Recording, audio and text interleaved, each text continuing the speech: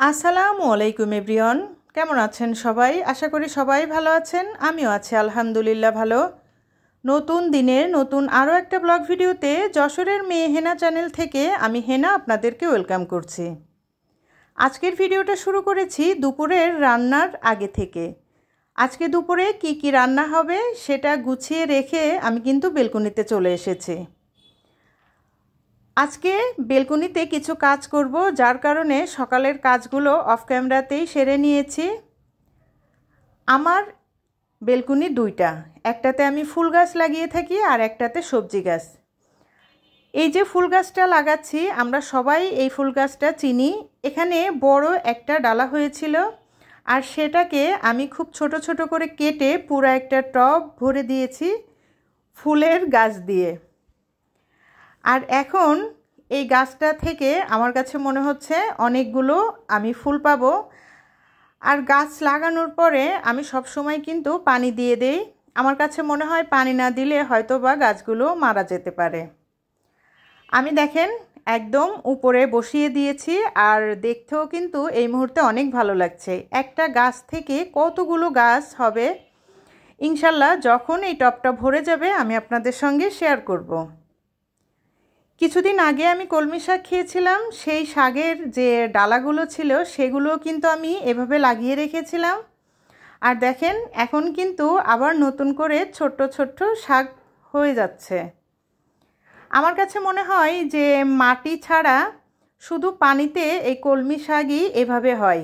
আর এখানে আমি ব্যবহার করেছি হচ্ছে কোকাকোলার যে বোতল থাকে সেটা, মাঝখান থেকে কেটে তারপরে কিন্তু কলমি শাকের যে ডগাগুলো থাকে সেগুলো লাগিয়ে দিয়েছিলাম। কিছুদিন পরে হয়তো এখান থেকেও শাক আমি তুলে নিতে পারবো। আপনারা যারা আমার ভিডিওগুলো সবসময় দেখে থাকেন তারা হয়তো দেখেছেন যে এই টবগুলোতে অনেক পুঁইশাক গাছ ছিল, কচু গাছ ছিল, মরিচ গাছও ছিল। কিছু গাছ কিন্তু মারা গিয়েছে, আবার কিছু গাছ আছে যে অনেকটাই বয়স হয়ে গিয়েছে। সব গাছগুলো আমি তুলে দিয়েছি। এখন যেহেতু মাঝে মাঝেই বৃষ্টি হচ্ছে আর এই সিজনে নতুন কিছু গাছ আমি আবার লাগিয়ে দেব, তা না হলে পরবর্তীতে কিন্তু আমি ফ্রেশ শাকসবজি খেতে পারবো না। আর এই যে ছোট ছোট যে শিশি বা বোতল যেটাই বলেন দেখলেন, এটা হচ্ছে আমার আম্মা এই ছোট ছোট জিনিসগুলোতে সব ধরনের বীজই রেখে দিয়েছে। আর সুবিধাটা আমি ভোগ করছি। দেখেন এখন আমি এই যে মাটিগুলো কিন্তু আগের দিনই একদম সুন্দর করে প্রসেসিং করে রেখেছিলাম আর এখন মিষ্টি কুমড়া গাছ লাগিয়ে দিচ্ছি, আরও অন্যান্য অনেক কিছু গাছ লাগিয়ে দিব। ভিডিওর এই প্রান্তে এসে সবার কাছ থেকে একটা জিনিস চেয়ে নিচ্ছি, সেটা হচ্ছে একটা লাইক। এই মুহূর্তে যারা আমার ভিডিওটা ক্লিক করেছেন প্লিজ একটা লাইক দিয়ে আমার ভিডিওটা কন্টিনিউ করবেন। আপনি যদি আমার ভিডিওতে আজকে নতুন হয়ে থাকেন, আমার ভিডিওতে বলা কোনো কথা কোনো কাজ যদি আপনার ভালো লেগে যায়, আপনি চাইলেই আমার চ্যানেলটা সাবস্ক্রাইব করে আমার সঙ্গে থেকে যেতে পারেন। পাশে থাকা বেল বাটনটি প্রেস করে রাখতে পারেন যাতে আমি নতুন কোনো ভিডিও ছাড়লে আপনার কাছে নোটিফিকেশন চলে যায়। আপনি আপনার সময় সুযোগ থেকে একটু সময় বের করে আমার ভিডিওটা দেখে নিতে পারেন। ইতিমধ্যে এই কাজগুলো যারা করে ফেলেছেন তাদেরকে জানাই অসংখ্য অসংখ্য ধন্যবাদ। এই যে এটা হচ্ছে পুঁইশাকের বিচি। এখানে কিন্তু অনেকগুলো বিচি আছে, যেহেতু আমার জায়গা অল্প আমি একটু একটু করে বিচিগুলো ছড়িয়ে দিচ্ছি। আর এখান থেকে যে পুঁইশাকগুলো হবে পরবর্তীতে কিন্তু আমি ফ্রেশ পুঁইশাক খেতে পারবো।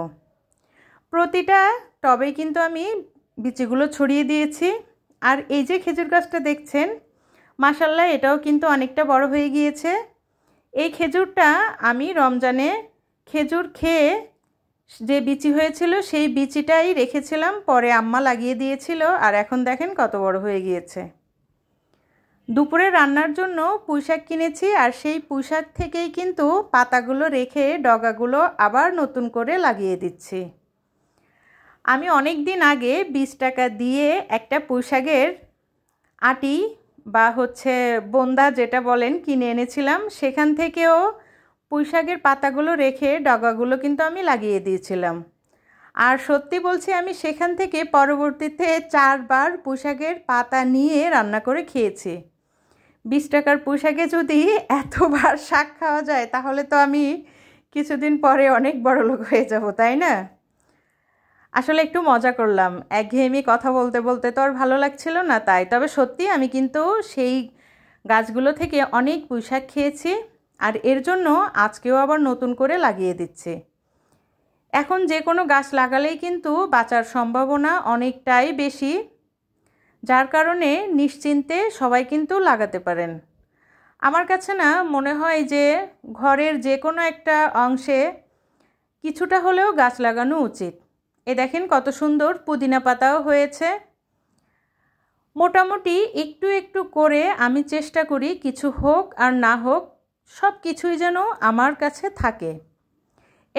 আসলে এটা দিয়ে কিন্তু কোনো কিছুই হয় না, তারপরেও ভালো লাগা, নিজের যে একটা শান্তি, মনের খুশির জন্য এই কাজটা করা। আসলে আজকেও দেখেন আকাশটা কত সুন্দর, কিছু জায়গায় মেঘ হয়েছে, কিছু জায়গায় হচ্ছে রোদ আছে, তারপরে সবুজ, দেখতে এত ভালো লাগছে। আকাশের কালারটা আমার সব সময় ভালো লাগে। সুন্দর করে সব গাছগুলো লাগিয়ে বেলকুনিগুলো পরিষ্কার করে তারপরে কিন্তু দুপুরে রান্নায় চলে এসেছি।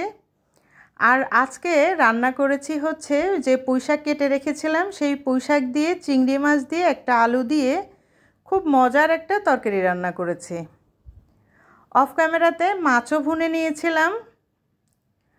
আমি কিন্তু যেভাবে রান্না করি সবসময় সেটাই আপনাদের সঙ্গে শেয়ার করি। আমি জানি না আপনাদের কেমন লাগে, তবে আমার কাছে না আমি যা কিছু করি সেটা আপনাদের সঙ্গে আমার শেয়ার করতে খুবই ভালো লাগে। ভিডিওর ভয়েস দেওয়ার সময় এত আওয়াজ কোন জায়গা থেকে যে আসে আমি জানি না, সবার কাছ থেকে একটু সরি বলে নিচ্ছি। সবাই বাইরের আওয়াজটা একটু ইগনোর করবেন। দুপুরের খাওয়া দাওয়া শেষ করে আর কোনো কিছুই হচ্ছে ভিডিও করা হয়নি। এখন চলে এসেছি একদম সন্ধ্যায়। আজকে সন্ধ্যার নাস্তাটা আমার ছোট বোন তৈরি করেছে। দেখেন ও কত কিছু তৈরি করেছে, সসেজ ভেজেছে, নাগেট ভেজেছে, তারপরে হচ্ছে নুডলস তৈরি করেছে। আমার কাছে অনেক দিন ধরেই এরকম নুডলস খেতে ইচ্ছা করছিল, ঝাল ঝাল দিয়ে রামেন টাইপের। তো ও আজকে রান্না করেছে, এত মজা হয়েছে। আপনি সন্ধ্যায় ঘুম থেকে উঠে বা সন্ধ্যায় দুপুরের পরে যখন অনেকেই খাওয়া দাওয়া শেষ করে ঘুমায়, ঘুম থেকে উঠে একটু ফ্রেশ হয়ে যদি আপনি দেখেন যে আপনার জন্য এত সুন্দর নাস্তা তৈরি করেছে, ভাবুন তো কেমন লাগবে। আমার কাছে তো অনেক ভালো লেগেছে। আমি আমার বোনকে খুব মজা করে বলতেছিলাম, ওর সঙ্গে অনেক দুষ্টুমি করছি যে তোর জন্য অনেক দোয়া করতেছি আমি। তো আমার বোনের সঙ্গে মজা করতে করতে কিন্তু নাস্তাটা খুব একদম এত মজা করে খেয়েছি, মজার থেকে গল্পটাই বেশি মজা হয়েছিল। তারপরে নাস্তাটা তো আরও মজা করতে করতে খেয়ে কিন্তু ভিডিওর শেষ প্রান্তে চলে এসেছে। আজকের ভিডিওটা কেমন হয়েছে আপনারা কমেন্টস করে আমাকে জানাতে পারেন। সবাই ভালো থাকবেন, সুস্থ থাকবেন। আল্লাহ হাফেজ।